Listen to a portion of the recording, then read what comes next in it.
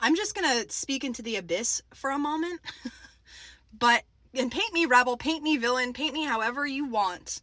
But in my humble opinion, I think a lot of spirituality is very corrupt.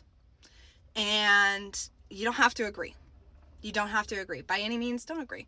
But what I'm saying is that somewhere along the way, we forgot the whole point of spirituality was to be able to speak into darkness despite condemnation, to be able to speak into those places despite what it might cost us. So when we tell ourselves and make ourselves mass marketable, mass consumable, mass digestible, simply so that, and we lie to ourselves and tell ourselves, well, if we build the container to do the real work, that's when it all starts. And I can do all of this and blah, blah, blah, blah, blah, blah, blah. But the truth is that's not real spiritual healing. That's not being a real spiritual leader, at least in my opinion. Being a real spiritual leader means showing up in your community and doing it anyways. Doing it despite the lashback you're going to get.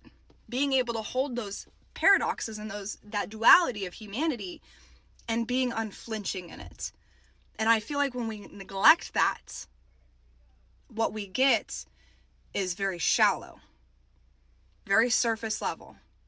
And what's worse is a lot of people, because we're not talking about the real stuff, we're making it quotable.